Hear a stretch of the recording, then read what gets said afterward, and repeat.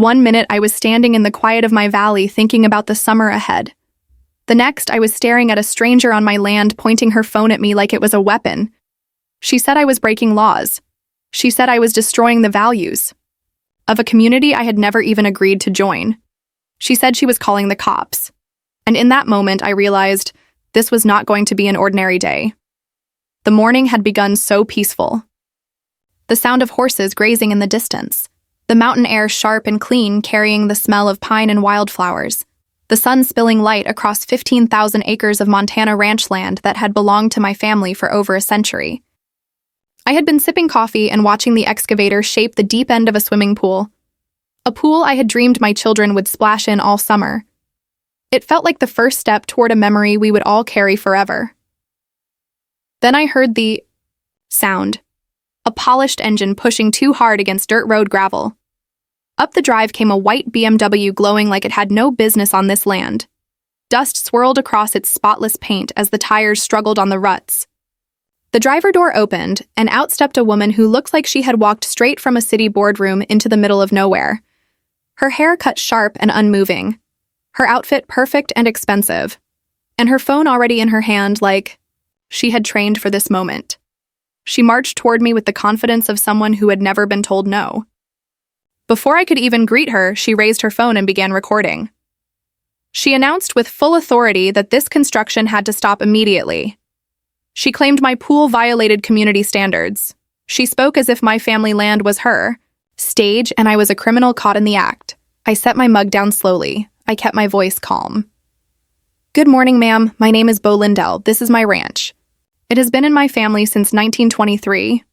Whatever community you are talking about does not own this valley. This is private land. Her eyes rolled like I had just spoken nonsense.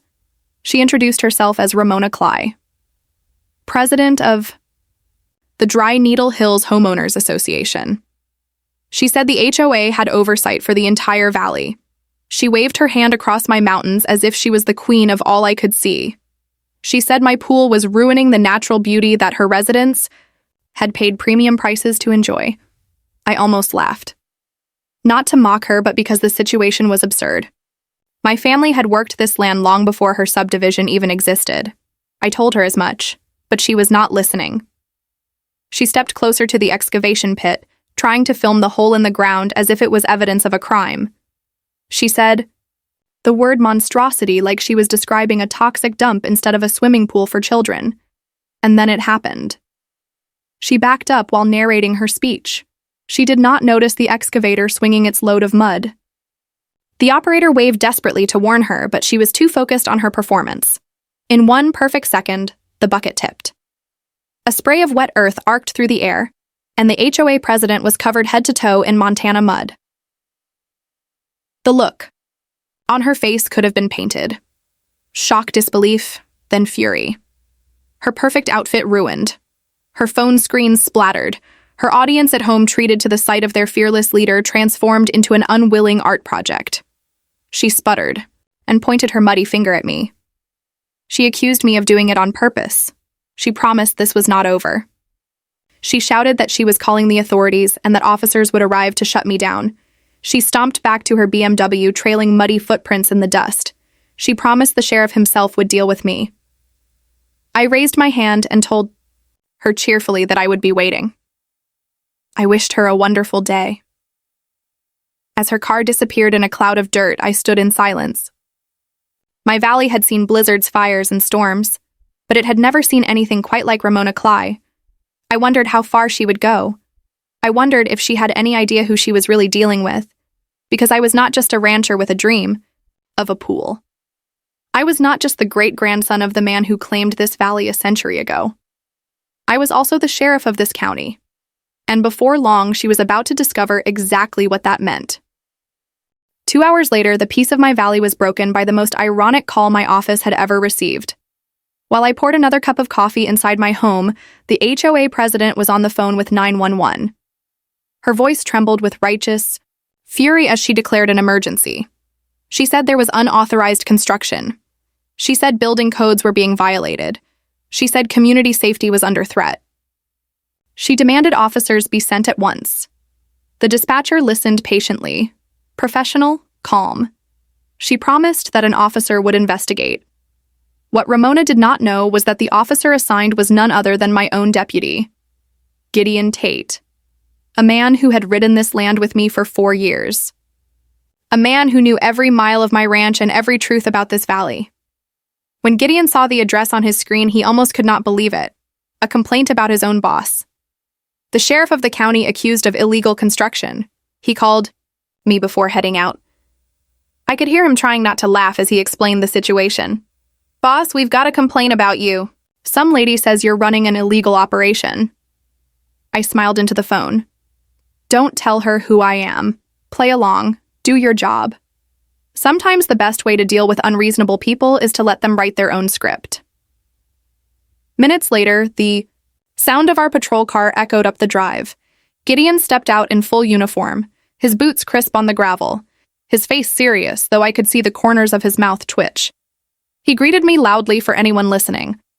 "Afternoon, sir. I've received a complaint about construction on this property. May I ask you a few questions?" I nodded. "Of course, officer. I certainly don't want any trouble. Is there an issue with my pool?" And that was when Ramona made her return. She had changed into fresh clothes and upgraded her recording gear. She came striding down my drive with renewed confidence. She had an audience now. She had her camera and her voice set to dramatic. She announced that I had been hostile and uncooperative. She declared once again that I was destroying the values of the entire community. Gideon kept his role perfectly. Calm and professional. He asked to see my permits. I produced my folder. Every paper in order. Every stamp approved by the county. As Gideon examined them, Ramona positioned her camera for the shot she wanted. She began backing up again, narrating, like she was the star of a breaking news segment. She never looked down. Not until it was too late. Her heel found a pile left behind by my horses. She stumbled. She fell. And the HOA president landed square in manure. The camera toppled with her speech about justice cut off by the sound of her own disgust. Gideon turned away, pretending to cough. His shoulders shook as he fought laughter. I kept my expression steady, though inside I wanted to roar with amusement. Ramona scrambled to her feet, her clothes smeared, her eyes blazing. She demanded once again that action be taken against me. But Gideon finished his review and delivered his verdict with the calm of a true deputy. "Sir, all your documents are valid. All permits are in order. This construction is legal and on private property. No violations exist." Ramona's jaw dropped as, though the words were in another language, she insisted it was impossible. She cried out for community standards, for environmental impact, for someone to back her up. But her voice was cracking now. She tried one last desperate move. She said she wanted the sheriff himself, the highest authority. She wanted him here. She wanted justice. I almost smiled at the irony. The woman demanding justice had no idea that justice already stood before her. I told Gideon to arrange it. "Yes, ma'am," I said with a calm nod. "The sheriff will hear your concerns directly." As she stormed back to her car, she looked like someone who believed victory was only moments away. She had no idea that her request had just set up the greatest reveal of her life. Because the sheriff she demanded to see was me. And the next time she came back to my ranch, she would not be facing a simple rancher with a dream of a swimming pool. She would be facing the man sworn to uphold the law across this entire county. By sunrise the very next morning, Ramona was already busy plotting her next move. Mud and manure had not stopped her. If anything, they fueled her fire. She set up an online petition. She titled it, "Stop Pool Vandalism in Dry Needle Basin." She posted dramatic photographs of my half-finished construction. She claimed it was an environmental disaster. She claimed it was a threat to the values of the entire community. She printed 200 copies and stormed through her subdivision, knocking on every door with a clipboard in her hand. Some neighbors signed just to make her leave. Others shut the door without a word. But there were also people who knew the Ike's truth.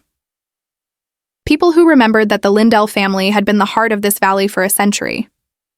They would not put their name to anything that attacked us. One visit in particular I will never forget. I sat in my truck across the road and watched. Ramona marched up to the home of Miss Patterson, a woman of 82 years, a woman who had seen every storm this valley ever endured. She launched into her speech about community values. But Miss Patterson cut her off with the strength of someone who had lived long enough to know the difference between noise and truth. "Young lady," she said firmly, "the Lindell family has been good to this community since before you were born. If Beau wants a pool on his land, that is his business." For the first time, I saw Ramona hesitate.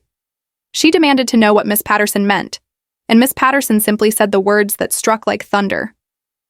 "Honey, that family owns this entire valley." Ramona blinked, confused, stunned. For a moment, she looked less like a leader and more like a child who had wandered into a room full of strangers. The door closed on her and her expression lingered in my mind. Later that day, she went home and searched. She found old records, newspaper clippings. She found the truth of my great-grandfather's homestead claim. She found deeds that traced back to the very start of this valley. And for the first time, her confidence wavered. Still, she pressed on. By the weekend, she had set up a booth at the farmer's market. Her petition papers stacked high, her signs bold, her camera recording. She stood with all the authority she could muster. But the farmer's market was not her battleground. The farmer's market was my home ground. I walked through the crowd. Families waved. Children ran to me shouting, "Uncle Beau." They remembered my horses. They remembered our community picnics. They remembered the Lindell Ranch as a place of safety and welcome. To them, I was not a villain. I was their neighbor. Ramona smiled painfully as she tried to keep up her act. But every voice that greeted me stripped away her power. One little girl asked her, "Do you know Uncle Beau? He lets us pet his horses sometimes." The innocence in that question was sharper than any weapon, and then nature itself seemed to step in. A gust of wind tore through the market. Her papers flew into the air like startled birds. People laughed as they chased the scattered sheets. Her tent collapsed, her display crumpled. By the time she gathered her things, she was a mess of mud and torn pages. The Great Petition Drive looked more like a comedy show. She did not give up. Instead, she went deeper into research. She spent days printing building codes, zoning rules, and regulations she found online. She assembled a stack of papers thick enough to choke a horse, and she returned to my ranch with a folder clutched in her arms like it was a weapon that could finally win. I was out by the pasture feeding my horses when her BMW returned. She got out with fire in her eyes. She waved the folder at me before she even said hello. "I have proof," she declared. "You are violating building codes. I have the evidence." I set the water bucket down and faced her, calm, curious. "Where did you find all this?" She began reading aloud from her stack. She quoted regulations from city ordinances that had nothing to do with ranch land. She cited codes meant for commercial buildings. She spoke with the confidence of someone who had never studied law, but had spent too many nights on internet forums. When she finished, I asked to see the papers. I skimmed them. It took seconds to see the flaw.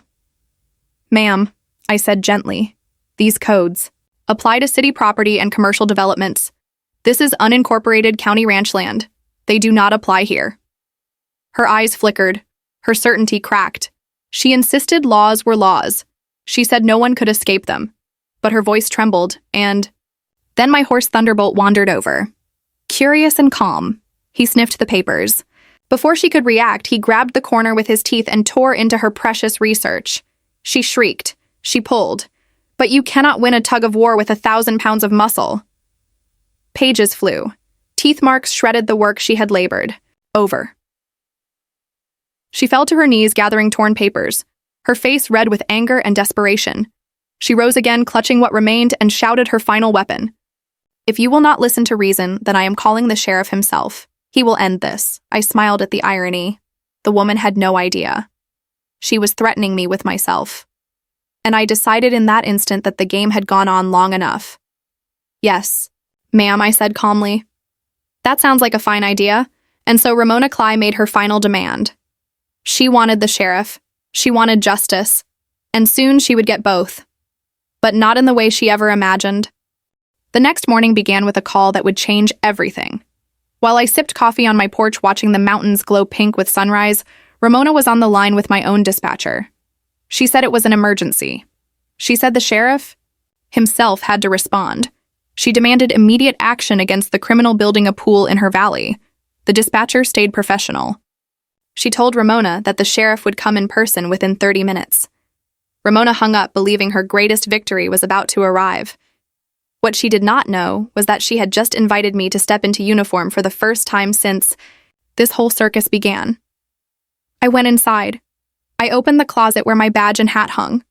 I put on the uniform of the sheriff of Dry Needle County. I holstered my sidearm. I adjusted the brim of my hat, and I drove my official patrol vehicle up my own ranch road to investigate the most absurd complaint of my career. Ramona had prepared as if it were a coronation. Multiple cameras stood on tripods pointed at the pool site.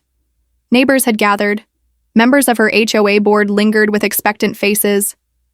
She held a fresh folder of papers to replace the ones Thunderbolt had eaten. She was dressed like she was testifying before the Supreme Court, and she was smiling as if destiny itself was about to hand her the prize she had fought for. Then my patrol car rolled into view, dust curling behind it, the badge gleaming in the morning sun. Every eye turned, every whisper stopped. And the moment I stepped out of that car, silence fell over the valley like a curtain. The look on Ramona's face was worth every second of this ordeal. At first, she expected a hero to her cause. Then confusion flickered. Then shock. Then a dawning horror as the truth landed on her like a weight she could not escape. The sheriff she had begged for, the sheriff she had demanded, was me. "Good afternoon, folks," I said in my clearest professional voice. "I am Sheriff Bo Lindell. I understand someone here requested my presence regarding a law enforcement matter." Gasps rippled through the crowd. Neighbors glanced at one another. One man stifled a laugh. Ramona's folder slipped from her fingers and her mouth opened, but no words came out.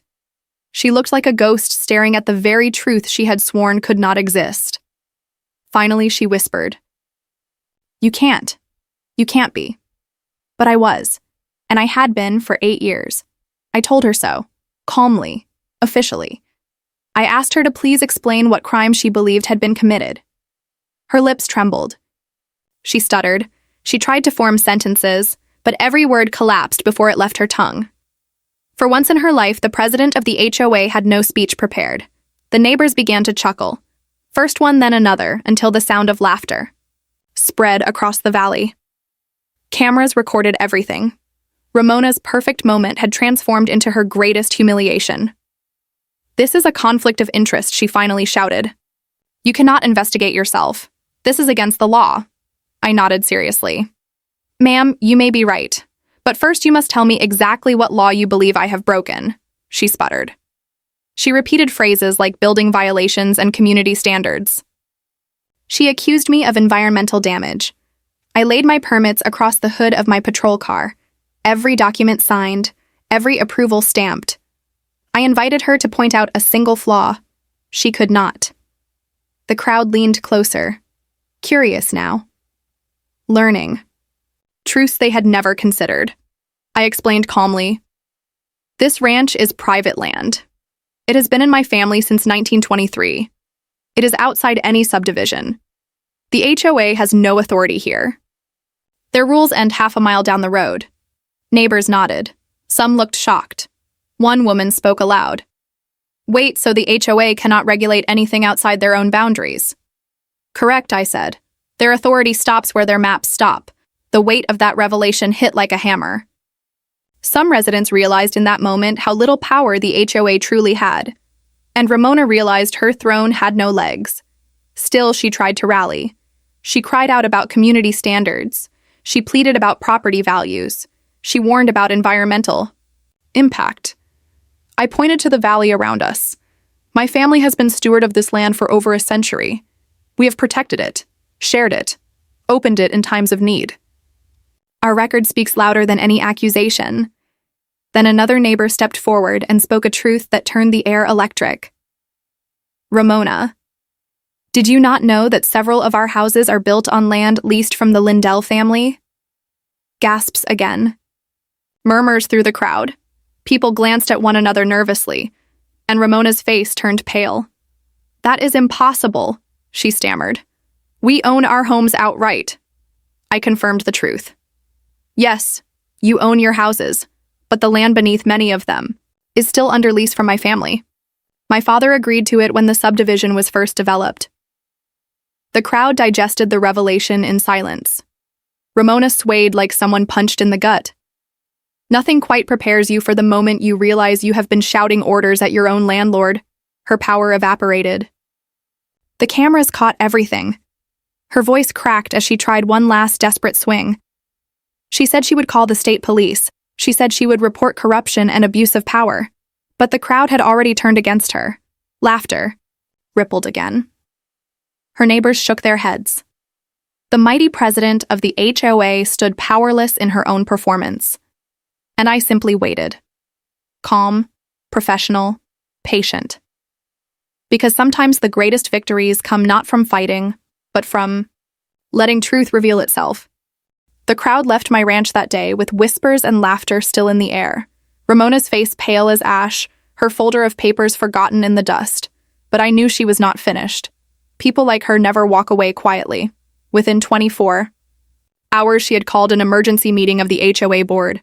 She wanted them to rally around her. She wanted to turn her humiliation into a crusade. But instead, what she found was doubt. Even her allies were shaken. They had seen the truth with their own eyes, so she doubled down. She called the state police. She declared corruption. She claimed abuse of power. She demanded an investigation into the sheriff of Dry Needle County. But the trooper who returned her call spoke firmly. A sheriff has full jurisdiction within his county. Building a pool with proper permits is not abuse of power. No further action would be taken. Ramona had slammed a door she could not open, but still she tried. She told herself she could not lose. She went online and launched another wave. Her videos spread, clips of her shouting, clips of her falling into mud, clips of her landing in manure. They spread across the internet faster than wildfire. She thought they would make her a hero. Instead, they made her a meme. Still, she marched through the subdivision, clipboard in hand, her words sharp as ever. She said I was dangerous. She said the Lindell family had too much control. She said property values would collapse, and neighbors listened politely, but their eyes told the truth. They were finished with her. Even her board began to whisper. One man asked aloud if she had exaggerated facts. Another woman wondered if she had dragged the whole community into a fight no one wanted. Then came the breaking point.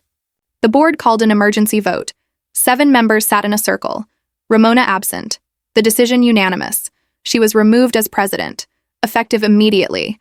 Her reign ended not with cheers but with silence. Her title stripped, her power gone. Replaced by Mrs. Kim, a kind woman who spoke softly and promised to repair the damage done. Word spread fast. Neighbors knocked on my door to apologize for signing her petition. They said they felt pressured. They said they did not know the truth. I told them there were no hard feelings. Small towns stumble sometimes. What matters is how we stand back up. But Ramona could not stand back up. Her home went on the market within a week. She packed her things and prepared to leave Dry Needle Valley, a valley she had tried to rule but never understood. And in the silence that followed, something unexpected happened. Mrs. Kim called me.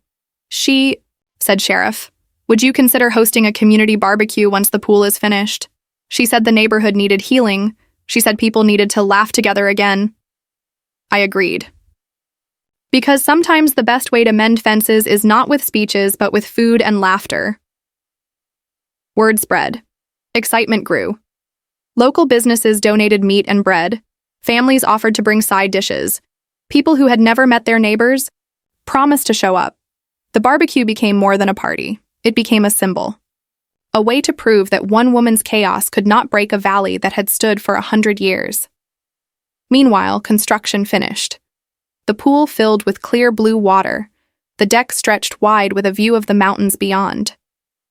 My children ran to it with joy. My wife planned gatherings around it. What had started as a simple idea for family fun had become something larger. A centerpiece for the whole community, and soon it would be tested. Because the day of the barbecue was coming. A day when neighbors from both the ranch lands and the subdivision would gather together on my property. To eat, to talk, to see with their own eyes what had caused so much chaos. As I looked across that clear water and watched the sun dance on its surface, I realized something. The HOA had tried to use fear to divide us. But fear had lost. What stood in its place was hope. And sometimes hope is born not from easy victories, but from battles you never expected to fight. The morning of the barbecue came with skies so clear it felt like the valley itself was smiling. The scent of pine mixed with the smoke of early grills. The sound of laughter carried on the breeze long before the first plate was served. My ranch had seen cattle drives. My ranch had seen wildfires. But never had it seen neighbors gathered for peace after war. Cars lined the dirt road. Families walked up carrying dishes and folding chairs. Kids ran ahead with the kind of joy only summer can bring. The pool glistened like a jewel at the center of it all. A pool that had nearly torn the valley apart was now the reason everyone came together. I stood by the gate, greeting each family as they entered. Some looked nervous, unsure if old wounds could truly heal. But as they stepped into the yard and smelled the food and heard the music, their faces softened. They realized this was not about battles anymore. This was about community. Mrs. Kim moved through the crowd with quiet grace. She thanked people for coming. She promised a new chapter for the HOA, one built not on control but on cooperation. And people listened, because she spoke not like a ruler, but like a neighbor. The grills sizzled. The tables filled with bread pies, salads, and ribs. The children splashed in the pool for the first time.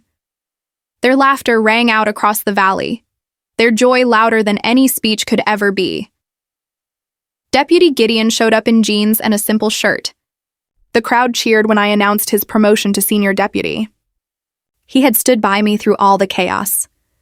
Now it was time for everyone to see the truth of his service. His face turned red with humility as applause thundered through the yard. As the day unfolded, something remarkable happened. Neighbors who had never spoken before found themselves in deep conversation. A man from the subdivision shared hunting stories with a rancher. A young couple traded recipes with an elderly widow. People discovered that fences did not have to divide. They could simply mark the line where two families agreed to stand side by side. And as the sun reached its highest point, someone finally asked the question that had been floating unspoken. "Whatever happened to Ramona?" Mrs. Kim answered gently. She said Ramona had decided to relocate to a community more fitting to her style. Her house was on the market. She would not be returning. The crowd nodded.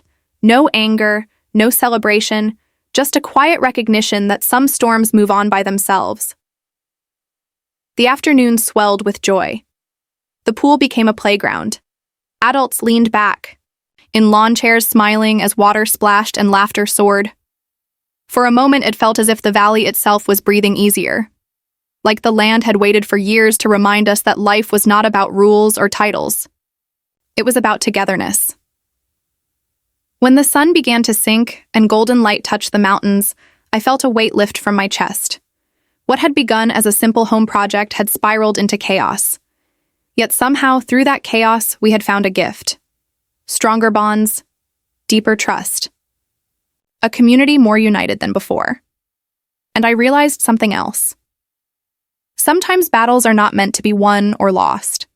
Sometimes they are meant to reveal who we truly are.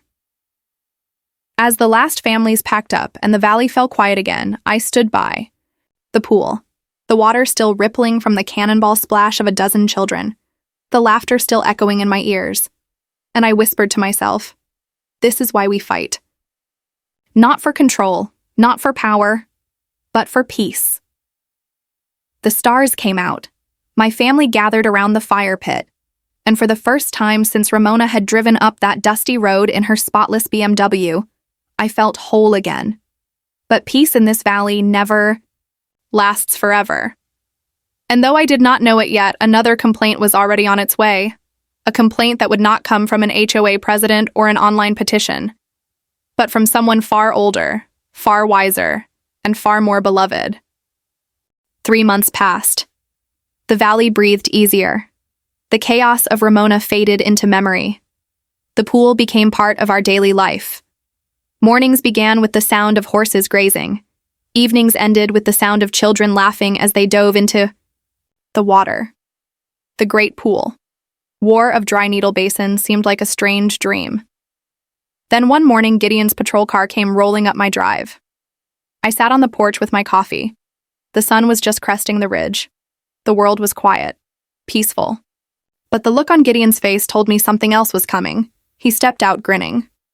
"Morning, boss," he called. "Got a new complaint for you." I sighed and set my mug down. "Please tell me it's not another HOA." "Not this time," he said with a laugh. "This one's from Miss Patterson." I raised an eyebrow. That 82-year-old woman had stood tall against Ramona when no one else would. She was tough as nails. What could she possibly be upset about? Gideon opened his notebook. "She says you're swimming too quietly in the mornings. Her grandkids like to listen to the splashing when they visit. You're not making enough noise for their entertainment." I stared at him. Then I burst out laughing. All the stress, all the battles, all the nonsense. And now the only complaint against me was that I was too quiet. "Well," I said with a grin, "we can't have disappointed grandchildren, can we?"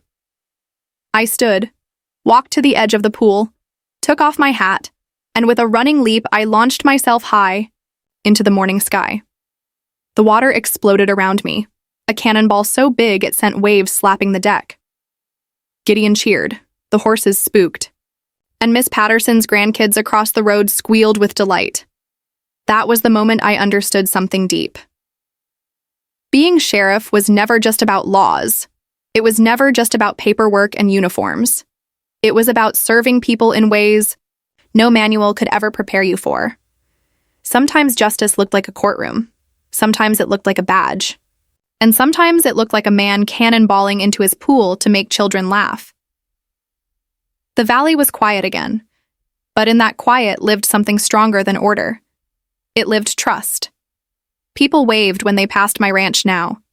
The same neighbors, who once questioned me, now brought pies and stories. The subdivision and the ranchers began to share more than land. They shared respect.